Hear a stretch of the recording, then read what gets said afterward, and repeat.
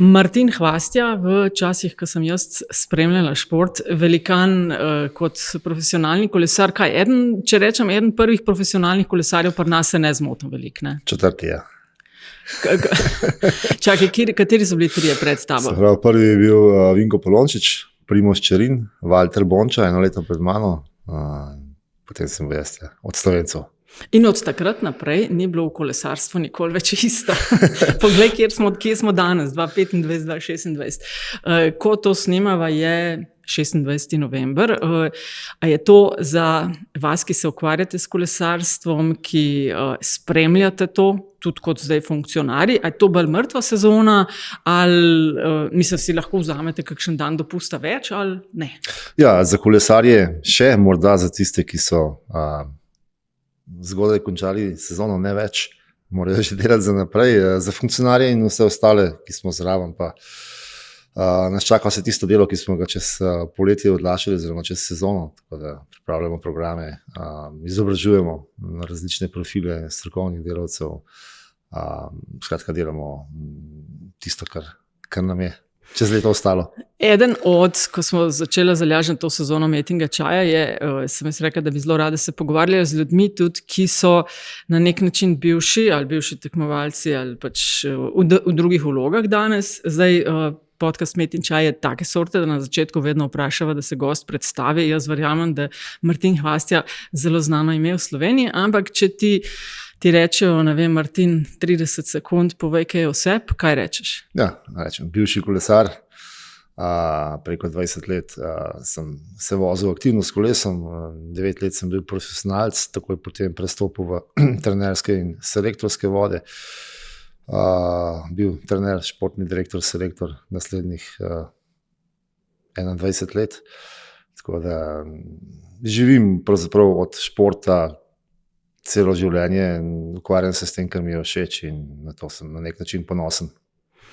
Vrsto let si ti, je bilo 10 plus ali nekaj takšnega za eno od italijanskih ekip, zdaj, ker že glih to snemava v takih jutranjem terminu, si ziher fan kave, ne? Espressa in koliko slišiš v Sloveniji? Ekspreso? Ja, a se ti kaj naježi? Bil sem 9 let v Italiji, ja. Tako da sem občutljiv na te zadeve. Ja. Tudi kapučino se pije samo do 10. Ne? A res? Ja. No, pa še ena stvar, ki sva že pri hrani, ker je jaz pač ne morem pozabiti. Ne vem, imate še to družinsko obrt, ampak vaše pite, to še je? Še pod blagovno znamko, ampak jih delajo drugi.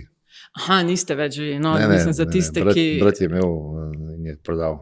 Aha, ok, no za tiste, ki mogoče ne veste, fantastične sadne pa čokoladne tudi pite, jaz vem, da sem to jedla za zajtrk, kosilo, večerjo, eno obdobje. Kuki pa mafini, ja. Martin, kolesarstvo, jaz šport spremljam res že zelo dolgo, tudi sama sem športnica, ampak pri kolesarstvu vedno znova si rečem, Bentič, to je pa eno tistih športov, ki ga sploh ne štekam.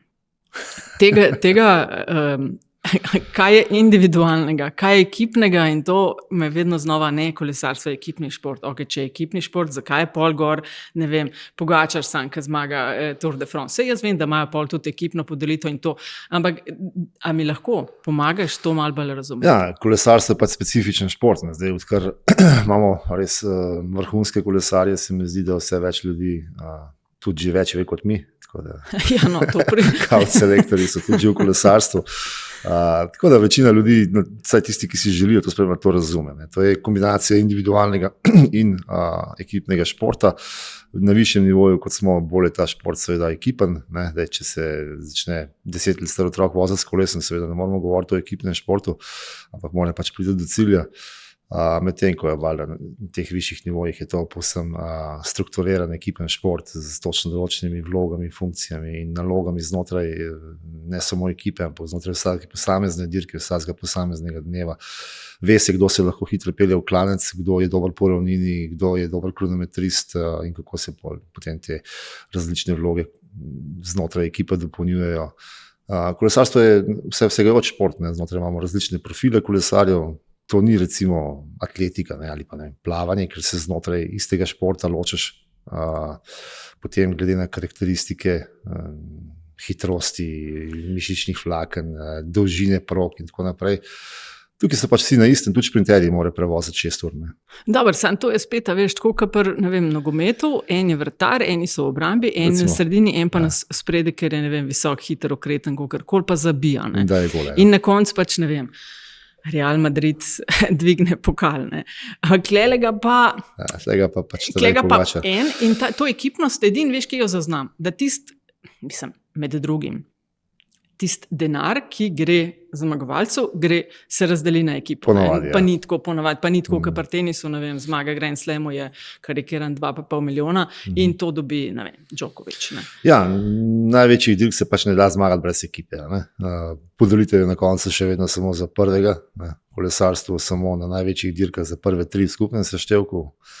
To je pač neka tradicija, ki jo verjetno ne bojo zamenjali, ampak dejansko ja, kot si rekla, denar. Potem denar se ponovadi zmagovalci odpovajo, tako in tako v kolesarstvu ne živijo od nagrad, kot v tenisu, ki si ga lih omenila, ampak od pogodb, torej nagrade so tisto za povrh.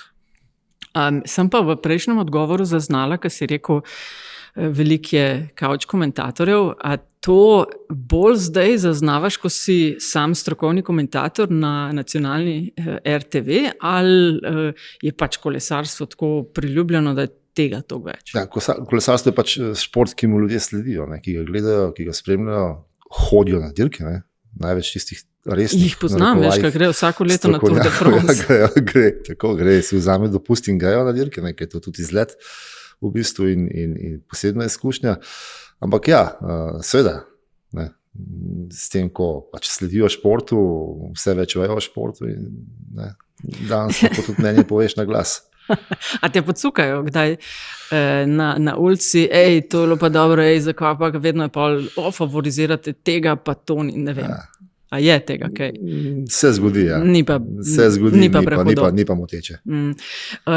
Midva sva, ne vem, ko sem jaz vodila športno sceno, pa delala v športni redakciji na Pop TV, to je bilo zdaj že kar nekaj 10 let nazaj, sva občasno sodelovala, ti si takrat še kot aktivni kolesar bil.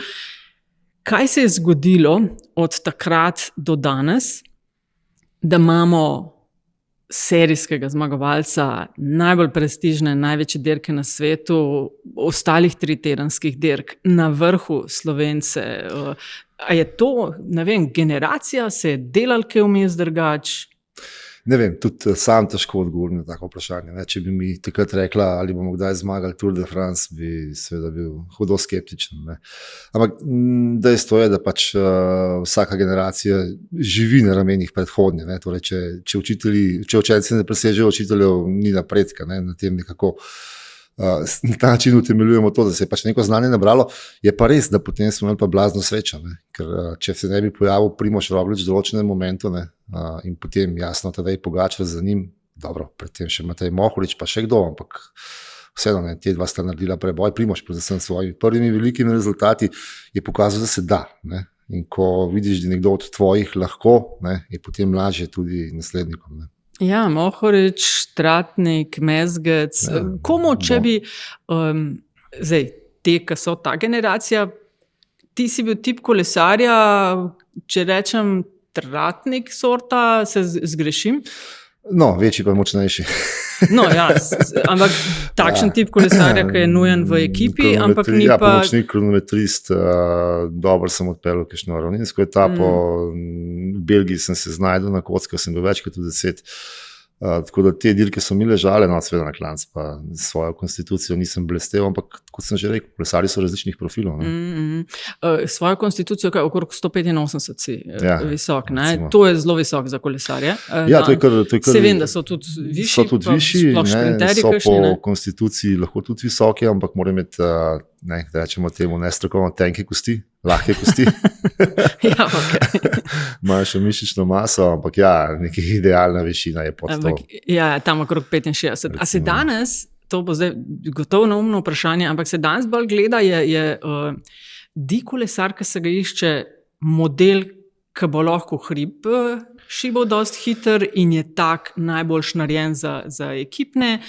Čeprav se vem, velik prestiž je tudi šprinterji pa te ravninske. Ja.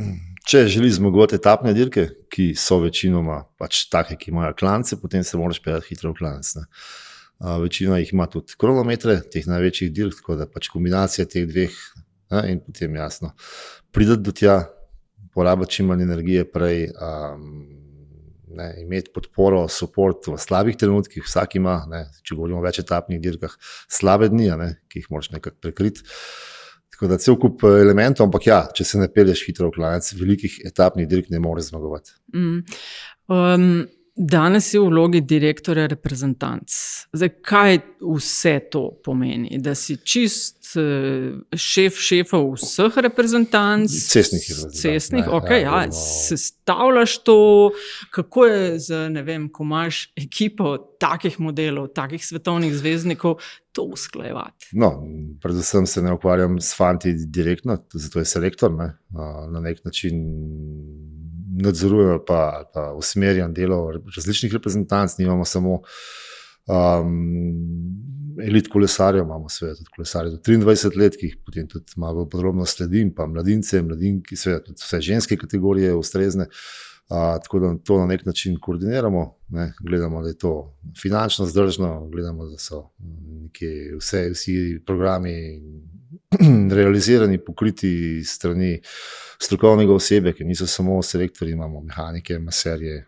Koliko je proračun tako za občutek, recimo moške cestne reprezentance?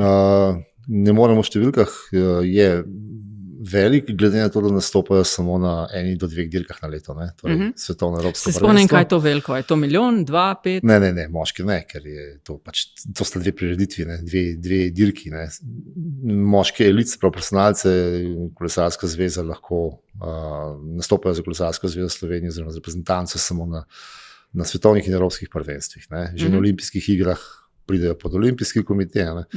Tako da dejansko sta to dve dirki, na katere se gre nekaj dni prej do 1 teden, ali pa če je to kronometer cestna dirka, recimo 10 dni odprava, in seveda pač jim omogočimo vse pogoje, ki jih rabijo, ki jih potrebujejo, ki so jih navajeni. Ampak če pogledamo procentualno, porabimo več za mladinske pogone. No, seveda, ja, so z njimi pač vlagamo v mlade, imamo, ne vem, 70 tekmovalnih dni na leto, medtem ko profesionalci samo 2. Pozornost medijev v kolesarstvu je, ker je pač to podcast o medijih, je danes koliko zelo drugačno od tvojih časov, tekmovalnih. Ja, kolesarstvo je bilo pač pred 30 leti v Sloveniji, govorim, to so pač nacionalne specifike, inferiorni šport. O tem ni dvoma, to je bil pač šport iz obrobja, za katerega so vedeli samo zanesenjaki. Jasno, da se je to pač z rezultati najboljših konkretno spremenilo in da je pač to eden od športov, ki se ga gleda, ki se mu sledi in v katerem se tudi navija. Je to seveda večja medijska pozornost, sem prepričana, sabo potegne tudi, da je marketinško ekipa bolj seksi. Kaj pa ni dobrega, po tvojem mnenju, z povečano medijsko pozornostjo? A je to mogoče tudi, zdaj bom naslepo ugibala, ker je seveda več obveznosti, ki jih kolesar ima ali pa kolesarka po koncu dirke? No, absolutno. Če gledamo najboljše, pa največje, z nami, z reprezentancami, v bistvu relativno malo obveznosti. Tiste 2 tedna, ko so z reprezentanco, vse ostalo so z ekipami, ki jih tudi plačajo, seveda, tako da do njih imajo bistveno večje obveznosti. Je pa tako, da športnikom je načeloma to več, vsem. Ne govorimo o kolesarjih samo, ampak o vseh ostalih tudi. V začetku mogoče celo prija, ampak na koncu, ko se te stvari nabirajo, so pa moteče. To je dejstvo, jemljajo ti čas, ki bi ga mogel nameniti za druge stvari, torej za trening, počitek, predvsem družino, karkoli. Tako da dejansko to postaja potem moteče in se na nek način vsi poskušajo temu, ne bom rekel izogibati, ampak limitirati, omejiti na najbolj nujne stvari. Prej si omenil, da seveda, ali pa sem jaz rekla, da tudi finančno je. A mi lahko razložiš še eno stvar, recimo Tour de France, ki ga, dobro, v Sloveniji, še toliko bolj sem prepričana, v Franciji, vse, ker sem bila v Parizu, sem spremljala par zaključkov teh dirk, je to zelo spremljano. To so neposredni prenosi na eni od velikih televizij, mednarodno in pa še v posameznih državah. Ampak na koncu to tudi ne vem, zakaj je tako, ker je marketinško, se mi zdi, zelo velika priložnost za vse, ker je to res 4-5 ur kamera na nečem. Ne? Ampak nagrade, ki jih pa pol dobijo ekipe za zmago, 3 tedne, vsak dan 200 plus minus kilometrov, 3-4 ure najmanj prenosa. Ja. So pa, 500,000 Tour de France, pol so tiste enodnevne dirke, 20-30 tisoč. Ja, smešno. Koja finta? Mislim, kot sem že rekel, kolesarstvo je šport, ki temelji na pogodbah. Ne. Model. Ampak tudi to. Vse se govori o tem, mnogi bi radi spremenili ta model, ampak enostavno je pač model kolesarstva, ki je 100-letni šport, tak. Ne, torej, vse pravice imajo organizatorji. Ampak je to nekaj, kar je tako? Televizijske pravice prodajajo od nekdaj. Od nekdaj. In to se drži, se poskuša spremeniti, samo ne gre. In ne živi se od nagrad, to sem hotel povedati. Ekipe živijo od lastnih sponzorjev, predvsem pa ne, za razliko od večine ostalih velikih športov, se ne prodajo vstopnic. Ne. To se poskuša na nekaterih, a pa z nekaterih organizatorji to poskušajo spremeniti. Ne gre, ne, tako kot bi si lahko zamislil. Predvsem ne gre to v Franciji. Tour de France je pač nacionalni event, ki je odprt za široke množice, ki ga prodaja nacionalna televizija Euroviziji, ker želi, da doseže čim več ljudi in da pač na ta način, nek način reklamira državo. Kako je pa biti v takih ekipah, ko je pozornost valjda na glavnih zvezdnikih, sem pa tja je deležen večje medijske pozornosti, sploh med prenosi, kakšen ubežnik. Ne? Kako je pa zdelati v ekipi, za katero veš kolesarstvo, da je ekipa, da Pogačar tam, kjer je, ne more biti brez tistih 7 ali pa 10, ki za njega v 3 tednih delajo, pa nisi super zvezdnik. A je to pri vas v kolesarstvu, to pač se nič ne ukvarjate s tem v smislu, veš kaj, je tam, ne govorim za Pogačar, kogarkoli drug, ne, je tam na odru, ampak tam ga ne bi bilo, če ne bi bilo mene, ampak mene se pa ne omenja, ker ne vem. Mislim, te stvari pridejo naravno, ne. Ugotoviš, seveda, ko prideš ta svet, kam pašeš. In tle so vloge razdeljene, tako kot si prej omenila v nogometu. Če je nekdo rojen za obrambo, pač težje zabija gole, oziroma včasih tudi, ampak. Ampak je pač njegovo mesto tam v zadnji, njegove naloge so take, večina se s tem sprijazne. Kako si ti s tem? Ja, ker sem se pač zavedal svojih omejitev, kvalitet in omejitev, mislim, lastnosti. Ne. In pač veš, kam pašeš in delaš svoj posel. Ne. In potem je pač to rata služba oziroma poklic, ki ga pač upravljaš bolj ali manj vestno in od tega živiš, ne, dokler si pač v tem svetu. In večina se s tem sprijazne, ne. Če se ne znotraj ekipe, potem zamenjaš ekipo, ne, ponovadi. Predvsem so pač ti, ki so malo večji egoti ali pa ki mislijo, da bi lahko. Ne. Nekje druge bili kapetani ali pa imeli vodilno vlogo. Tako da pač to je naraven proces in na koncu vedno odloča cesta in noge, ne politika ali pa ne vem, hierarhija znotraj ekipe. A se s kolesarstvom, če si spodobno dober, ne Roglič, Pogačar, ne vem, kjerikoli že, se da živeti od tega? Ko delaš kariero, recimo 10 let, lahko pol rečeš, ok. Če prideš do profesionalcev, lahko. Ne, tudi nekaj zaslužiš, nekaj ostane. Kolesarstvo je eden od teh športov, ki so vsaj na najvišjem nivoju profesionalni. Ne. Imamo cel kup športov, od katerih se ne da živeti, imamo pa take, ki so seveda tudi bogatejši od kolesarstva. Recimo, da smo nekje vmes. A je to kdaj? Se spomnim, da pač kot športna novinarka to so skozi malo bila rivalstva oziroma pač so bili v določenih športih, recimo na evropskih, svetovnih nivojih, tudi olimpijskih, zelo dobri, pa ne vem, sploh vem, da jim je nogomet šel doskrat v nos. Pač tam so na takem nekaj nivoju nižjem bili naši športniki pa reprezentance, pa je bilo to tako več pozornosti, več denarja. A je to kdaj kaj, ne bom rekla favšija, ampak občutka, da ni krivičnosti, ne vem, na nek način. Vsak živi za svoj šport in se ukvarja s svojim športom. Pa misli, da je najpomembnejši. Seveda, jasno, misliš, da je najpomembnejši. Najboljši, ja. Mislim, da se treba kar zavedati, da je največji šport globalno, pač nogomet. Za koga? Martin Hvastija navija. Ne smeš povedati, ne? Ne navijam, nisem navijač. Igrajo otroci nogomet, oziroma so ga tudi že nehali. Ampak zato, ker je to družba, oziroma prijatelji prosijo. Se zmenijo, že v vrtcu so se zmenili, da bodo igrali nogomet in pač igrajo. Ampak ja, so športi, ki so različni po priljubljenosti, ne glede na to, s čim se ukvarjamo, pač vedno imamo neke komplekse, ampak mislim, da se moramo zavedati, kam kdo paše.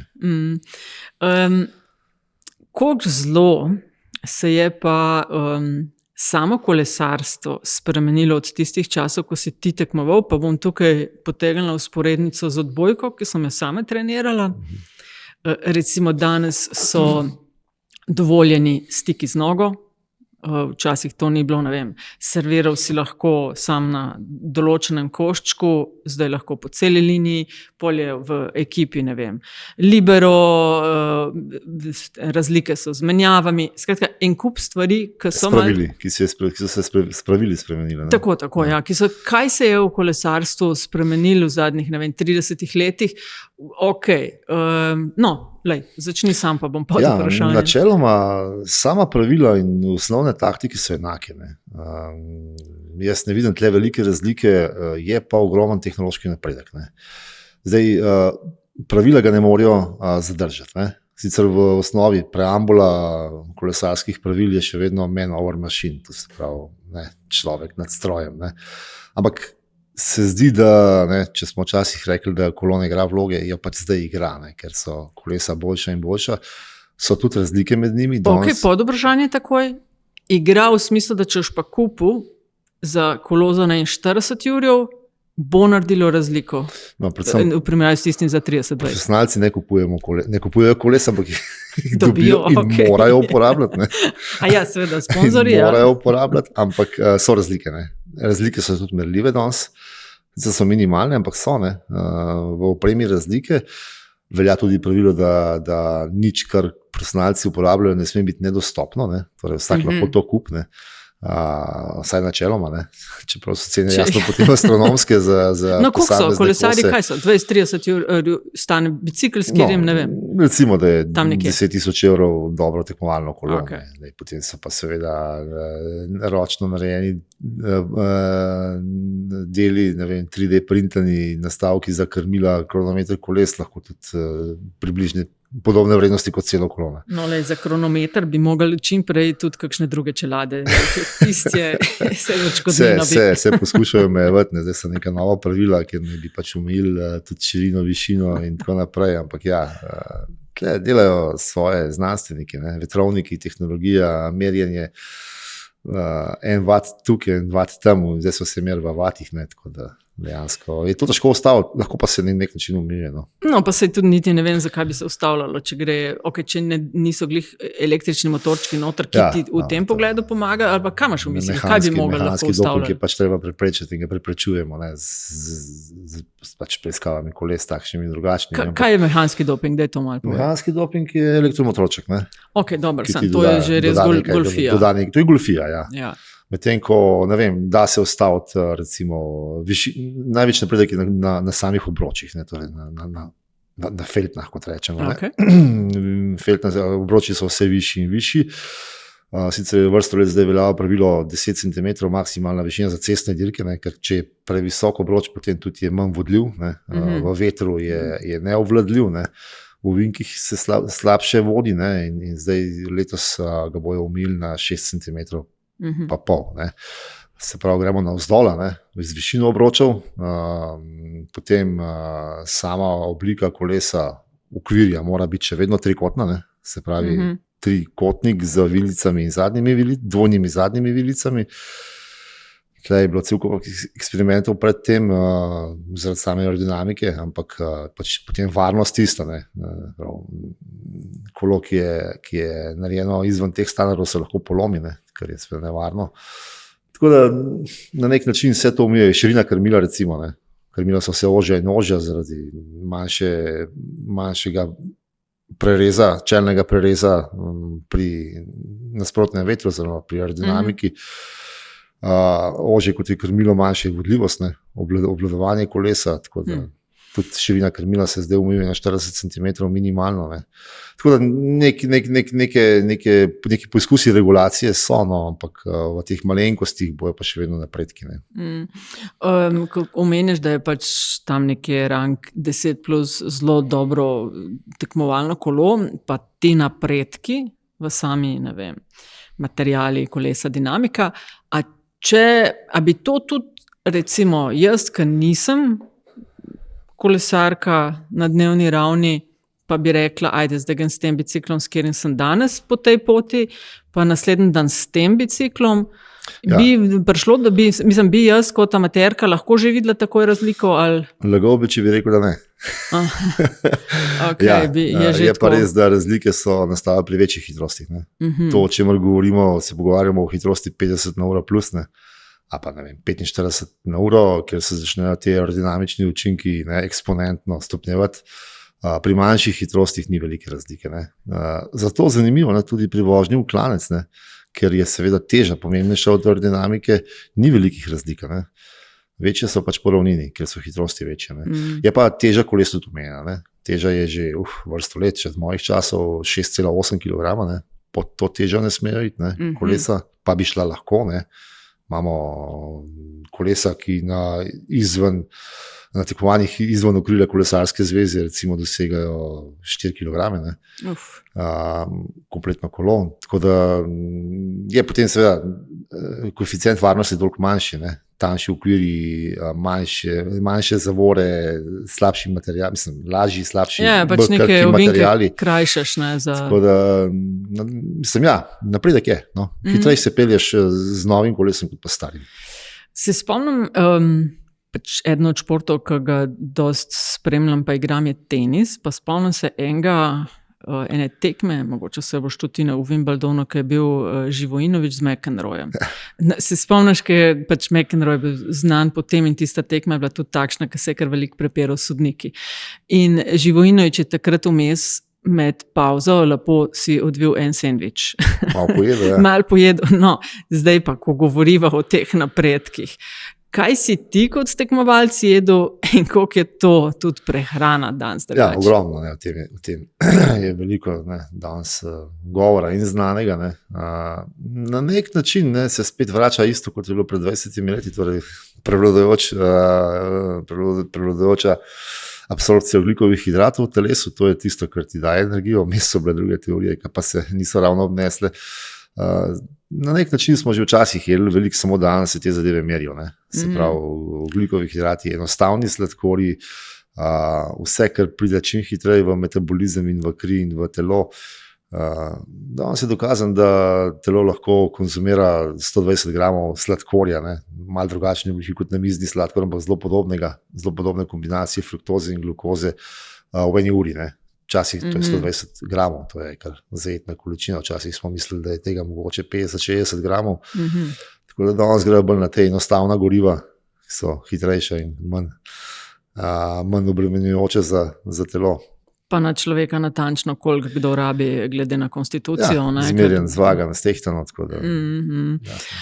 Dober, se pravi, mehanske spremembe, ta prehrana se na drugačen način dela.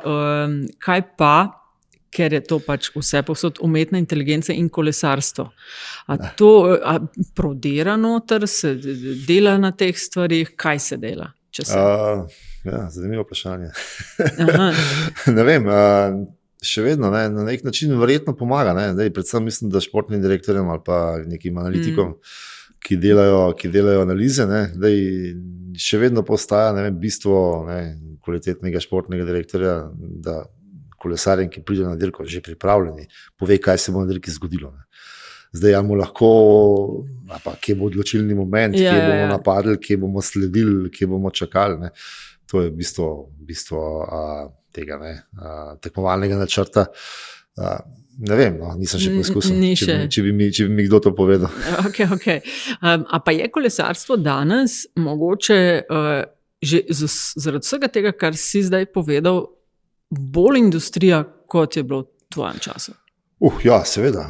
Industrija oziroma kolesa se prodaja. Vse regulirano, določeno, Aha, ni glih za neke spontanosti, klele bomo videli, kako se bomo počutili. No, v tem smislu, absolutno, ja, seveda, ni več umetniške svobode, ne, če tako rečem.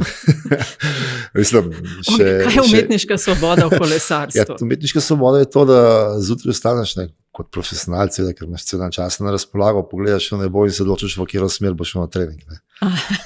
Okay, ja, in kaj boš delal, glede na počutje in glede na dan, ki se ti je zgodil. Danes te romantike ni več.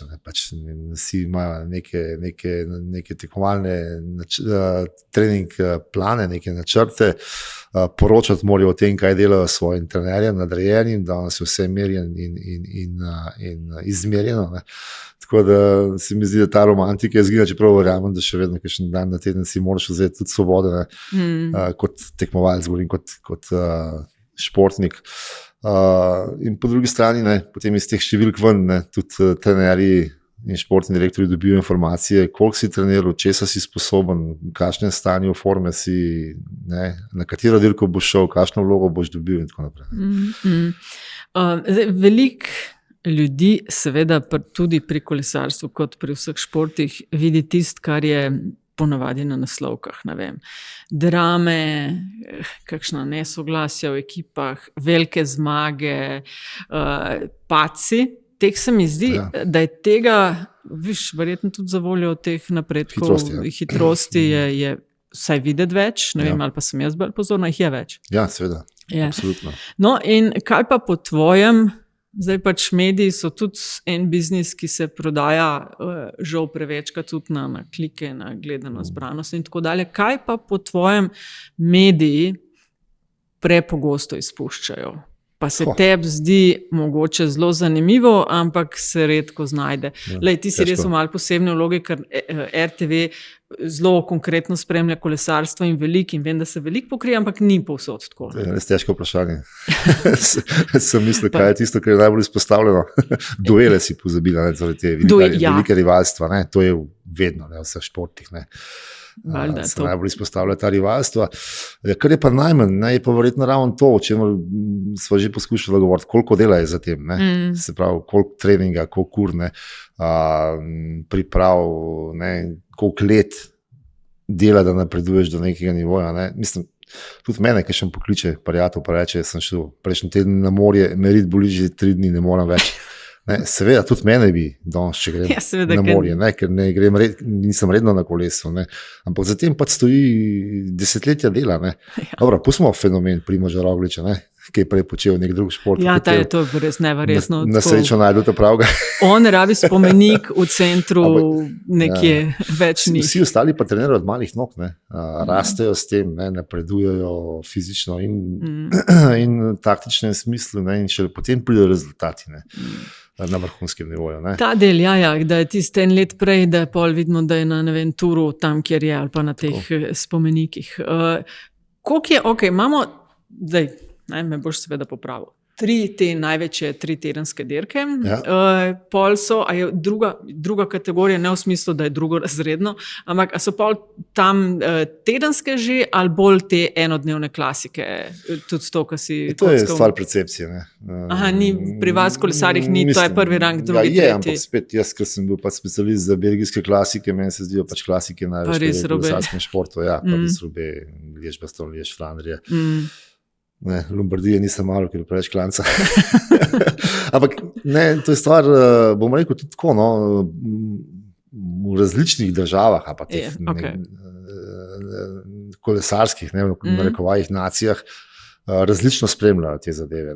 Če vprašate Belgijce, seveda so najpomembnejše klasike, ker nimajo pač 3 tedenske dirke. Če vprašate Špance ali pa Italijane, se ve, kaj je. Tur, potem pa takoj mi. Ja, seveda. Ampak šteje vse skupaj. Spravi, in eno in drugo, tudi krajše enotedenske dirke so pomembne. Ne vem, dirka po Švici, ki je moral Primož še zmagati. Vse ostale je že. Tako da so pomembne, niso zanemarljive in štejejo. Zdaj pogodben. Je pa nekako tako, no, vsi priznajo, da 50% pogodbe napišeš na turu.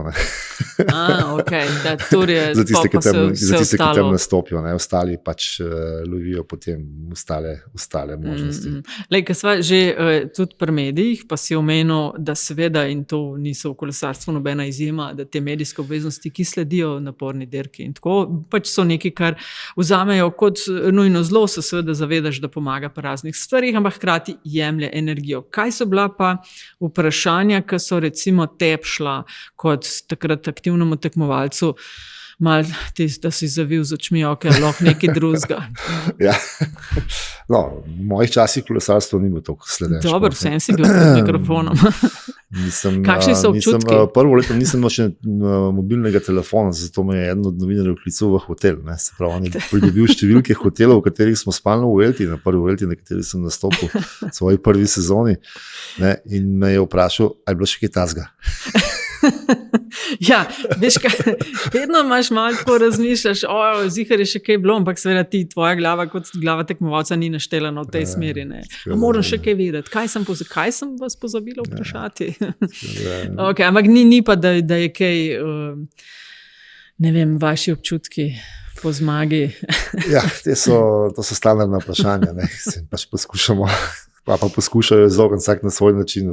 Težko je povedati, težko odgovoriti vsak dan na isto vprašanje.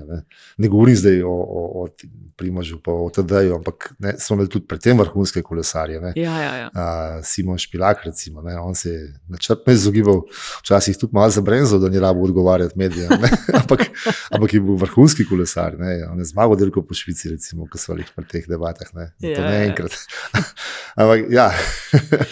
A veš kaj, velikrat pa opažam sama, pa se tudi spreminja, da so ta izogibanja tudi posledica tega, ker seveda kolesar je tam, da naredi na terenu svoje in ponavadi, pa ne samo kolesari, niso v nobeni fazi svojega razvoja dobivali tudi tega treninga, kako se obnašati pred mediji. A je to zdaj drugače?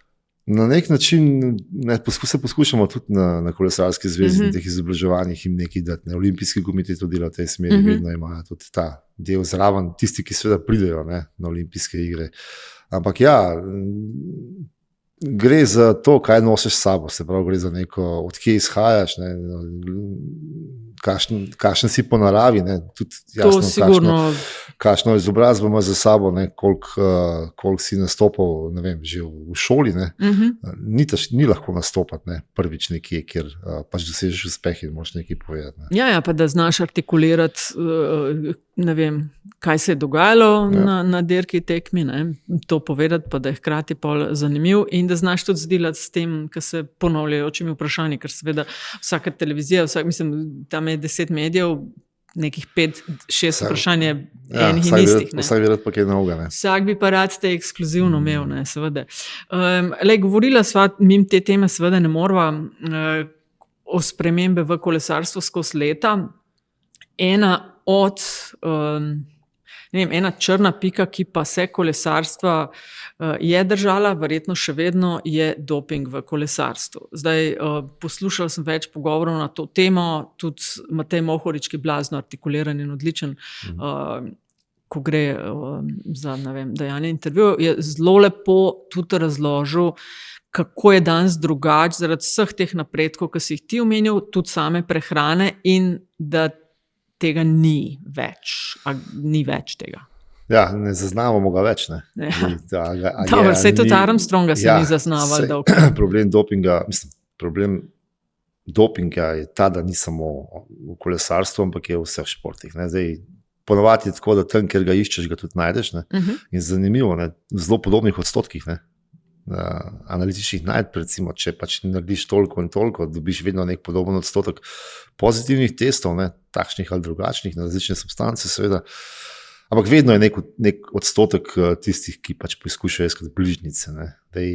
Kolesarstvo smo res veliko naredili v zadnjih 20-30 letih. No, kaj se je naredilo v zadnjih 20, da je tega manj? Ogromno testiranj. Več testiranj. Vse več in več testiranj, nove metode, predvsem ta famozni biološki potni list, torej spremljanje vrhunskih športnikov skozi celotno sezono, ki ga seveda potem tudi nekatere druge panoge uporabljajo in aplicirajo. krvne analize, ne, so del tega biološkega potnega lista, tako da je v bistvu težko narediti ali pa spreminjati neke parametre, ker se to hitro vidi. Tako da, glede na vse to, pač upamo. Ne. Ja, se ne moreš vedeti, seveda, da je več reda in manj nepravilnosti. Ti si se pravi bil aktiven kolesar, potem v različnih trenerskih, selektorskih vlogah, zdaj si funkcionar in vmes si postal tudi strokovni komentator na nacionalni TV. Kako je prišlo do tega momenta? Bolj kot ne, ključno, ne. Ja, vabilo na televiziji Slovenija so, ne bom rekel od nekdaj, ampak že dolg časa prenašali določene etape Tour de France, ne cele dirke. Še kot aktiven tekmovalec sem bil parkrat povabljen strani takratnega komentatorja Marjana Fortina, ko je bil še Primož Čerin, stalni strokovni komentator, kadar ni mogel me poklical. Enkrat sem bil na treningu, se spomnim, ker me je klical, če pridem takoj. Se nekaj dogaja, sem rekel, ne moram, sem še na treningu. Tako da pač po končani karieri večkrat, kasneje, ko se je začel s prenosi cele dirke po Franciji, je pač to ratalo na nek način bolj medijsko odmevno. A ti je to tako dosti naravno padlo? Kaj je drugače, da si recimo na drugi strani malo mikrofona deloma? Kaj pa vem. Tudi to je obrt, ki se nekako priučiš, se ni, da bi kar znal ali pa obvladal. Kaj so bili recimo momenti? 3-4 ure govorimo, da imaš teme za toliko časa vsak dan. Se moraš tudi ujeti z sokomentatorjem, mislim, tlele je drugače človek zoprno 4 ure z nekom sedeti. Predvsem zato, ker si zmatran na koncu. Po 3 urah je pa cilj, takrat pa vsi gledajo, se prej noben ne gleda. Ampak ne, sigurno je gledanost drugačna tam po 4. uri. Se privadiš, bom rekel tako. Se spomniš kakšnega momenta, ko je bilo tako malo hecno, pa kad je bilo malo nerodno, ali pa kaj, to bo malo zvati? Seveda, absolutno. Mislim, so momenti, kot je zmanjkate, kad se po reklami ne sreča. Dobre. Se pravi, ta občinstvo te je, se mi zdi, zelo dobro sprejelo, da so zelo, kar jaz zaznam, da so zelo pohvale na račun tvojega dela kot strokovnega komentatorja. Spomnim se začetku, s Tomažem Kovcem sva osamljena sedela tam v enem zakotnem baru za RTV po prenosu izčrpana iz mozga. Seveda.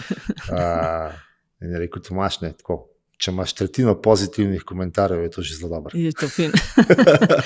Kaj pa opaziš zdaj, ko dirke toliko intenzivno gledaš pa spremljaš tudi kot strokovni komentator, kaj opaziš, kar kot tekmovalec recimo nisi? Ker valjda si takrat na biciklu. Ja, dejansko vidiš veliko stvari, ki jih kot kolesar ne. Tudi, ne vem. Jaz sem pravzaprav recimo konkretno Francijo spoznal po tem, ko sem nehal dirkati. Nisem dirkal samo dvakrat sem vozil Tour de France, vozil sem vse ostale dirke v Franciji, ampak same dežele, ljudi, dialektov, narečij, lokalnih posebnosti, kulinarike, se ne spoznaš takrat, ker imaš pač neke druge cilje. Veliko sem se naučil potem, ko sem vodil reprezentance, predvsem mlade, na Levenirju in na ostalih dirkah v Franciji. Večino pa potem skozi komentatorstvo, ko imaš čas tudi se posvetiti malo bolj geografiji, pa agronomiji, pa kako so polja urejena, to me kličejo gledalci.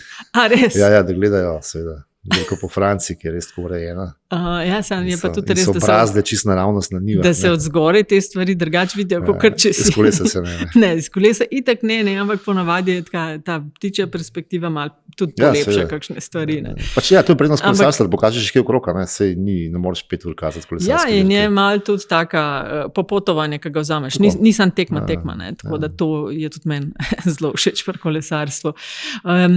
Zaradi vseh teh fenomenalnih uspehov in izvrstnih kolesarjev v članski reprezentanci je v zadnjih 5-10 letih tudi vzpodaj porast, veliko več zanimanja dekleta.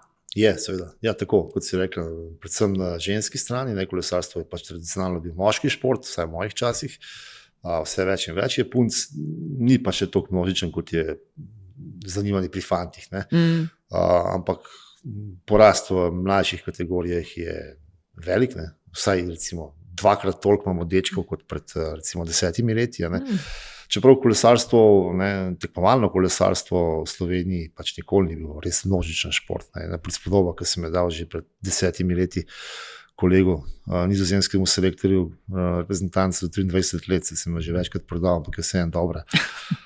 Je rekel, na enem sestanku so se pogovarjali in rekel, lahko je Francozom, veš, ki imajo 2000 kolesarjev do 23 let, jaz jih imam samo 200.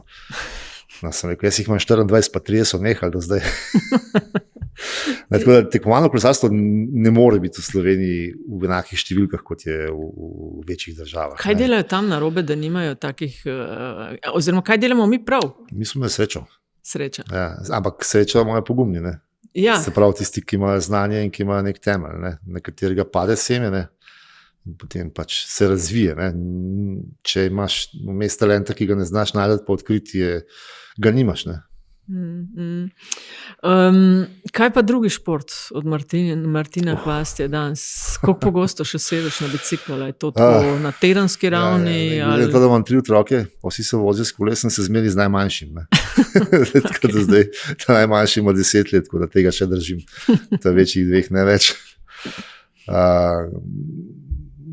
Mislim, jaz se res usedem tako za dušo. Ja, si mislim, da je drugače. Drugačne gre, tekmovalne ambicije sem izživel. Grem na smučati. A še kakšen drug šport? Smučanje? Grem smučati, ravno zaradi otrok. Nisem vmes 20 let smučal, sem potem začel nazaj. Grem teč na smuči.